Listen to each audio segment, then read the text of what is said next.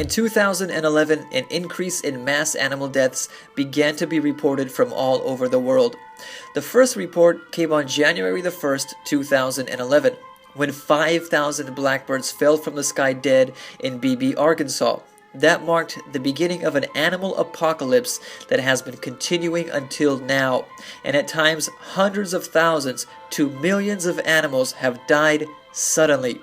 For instance, on March 8, 2011, millions of dead fish appeared in the King Harbor Marina in Redondo Beach, California. On July 6, 2012, 60 million oysters perished, leaving farmers broke in Quang Ninh, Vietnam. On March 21, 2013, millions of dead prawns washed up in Chile. On January the 26th, 2014, 10 million scallops washed up dead in the waters near Vancouver, Canada. And just recently, it has been reported that over 120,000 Saiga antelopes have died since mid-May in Kazakhstan. I'm really just giving you the tip of the iceberg here. The list goes on and on. Here is the newsletter from which I'm getting this information. And each bullet point is one instance of thousands or millions of animals dying at a time. I'll leave a link to this newsletter in the description box. So the question is, what does this have to do with Bible prophecy? The answer lies in Luke chapter 21 verse 11, which states, "There will be great earthquakes, famines and pestilences in various places, and fearful events, and great signs from heaven." The increased animal die-offs we have been experiencing since 2011 definitely fall into the category of fearful events. What's more, Hosea chapter 4 verses 1 through 3 touches more on this. It says, "Hear the word of the Lord, you Israelites, because the Lord has a charge to bring against you who live in the land. There is no faithfulness, no love, no acknowledgement of God in the land. There is only cursing, lying, and murder, stealing and adultery. They break all bounds, and bloodshed follows bloodshed. Because of this, the land dries up, and all who live in it waste away. The beasts of the field, the birds in the sky, and the fish in the sea are swept away."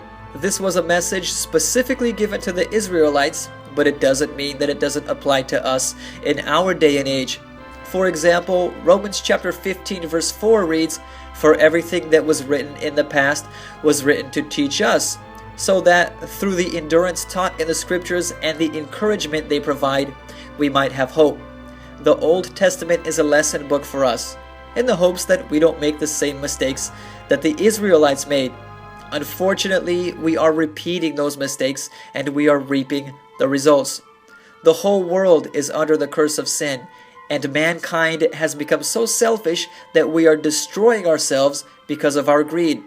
For instance, in the case of the mass animal deaths, 19% are believed to be linked to environmental contamination. That is something that humanity has control over. Because of industry greed and poor waste management, there are many places around the world that have contaminated air, water, and soil. Take the Citarum River in Indonesia, for example. More than 500,000 people are directly affected, and up to 5 million people are indirectly impacted by chemical pollution in the Citarum River basin in West Java. Lead, aluminum, manganese, and iron concentrations in the river are several times higher than world averages because of pollution from industrial and domestic sources. Then there's talk about climate change being a factor in mass animal deaths, and many say that the vast amount of greenhouse gases that humans release into the air are responsible for climate change. In theory, greenhouse gases trap heat in the troposphere, the part of the atmosphere where weather occurs, and the global warming they cause affects the Earth's climate systems. This is said to be especially true of carbon dioxide. According to the EPA's website, the main human activity that emits CO2 is the combustion of fossil fuels, coal, natural gas, and oil, for energy and transportation, although certain industrial processes and land use changes also emit CO2. The main sources of CO2 emissions in the United States include electricity, transportation, and industry. Moreover, Temperature spikes in the sea, which may be related to climate change, make marine life more susceptible to disease. And 26% of animal die-offs are believed to be from disease. In addition, the world can only sustain itself for so long. Isaiah chapter 51 verse 6 reads, "Lift up your eyes to the heavens. Look at the earth beneath. The heavens will vanish like smoke. The earth will wear out like a garment, and its inhabitants die like flies. But my salvation will last forever. My righteousness will never fail." Sin brought death to our planet, so our planet could only sustain itself for so long. However, the way we treat our planet can accelerate that process, and it is accelerating that process rapidly. Instead of respecting God and this planet that He has given us to live on, most of us are too preoccupied with our selfish desires, and we let this planet go to waste. We cut down trees too fast, overfish the seas, use too much water, and pollute everything to maintain our standard of living and to make a profit. In 2010, a leading scientist by the name of Fenner warned that the human race will be extinct within 100 years. He has claimed that the human race will be unable to survive a population explosion and unbridled consumption.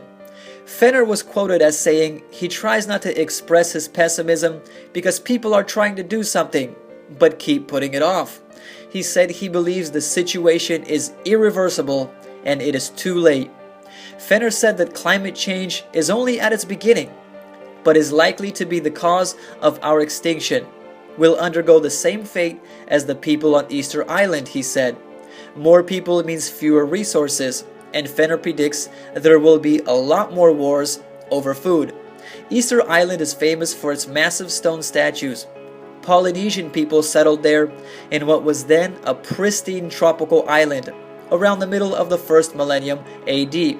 The population grew slowly at first and then exploded. As the population grew, the forests were wiped out and all the tree animals became extinct, both with devastating consequences. After about 1600, the civilization began to collapse and had virtually disappeared by the mid-19th century. Evolutionary biologist Jared Diamond said the parallels between what happened on Easter Island and what is occurring today on the planet as a whole are chillingly obvious. One more thing that's interesting is that in Noah's day, after Noah and his family boarded the ark, the last sign that God gave the antediluvians that their time of probation was coming to an end was a mass exodus of animals into the ark. In other words, an event including a massive amount of animals was their last sign that their time was almost up to enter the ark and be saved. Could it be that God is giving us another event, including a massive amount of animals, to indicate that our time is almost up as well? Could it be that these mass animal die-offs, this animal apocalypse that has been dramatically increasing since 2011, is a sign that our time of probation is about to come to an end and Jesus is coming soon? That's something to think about. Regardless, humanity is cursed by sin. Sin in the world has led to untold misery and death, and the effects on our planet are becoming more and more obvious, with extreme weather, diseases, and death all around us. Unless Jesus doesn't come back soon, life on this planet may quickly come to an end, with the next animal die-off being the human species. Fortunately, Jesus has promised to return and bring the sinful existence to an end. John wrote about this in Revelation chapter 21, verses 1 through 4, stating, "And I saw a new heaven and a new earth, for the first heaven and the first earth were passed away, and there was no more sea. And I, John, saw the holy city, New Jerusalem, coming down from God out of heaven, prepared as a bride adorned for her husband. And I heard a great voice out of heaven, saying, Behold, the tabernacle of God is with men, and he will dwell with them, and they shall be his people, and God himself shall be with them, and be their God.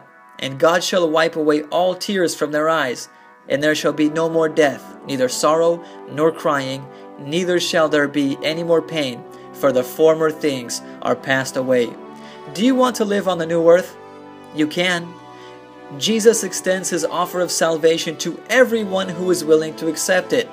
If you would like to learn more about Jesus and his word, the Bible, just click on the link to the free online Bible study guides in the description box.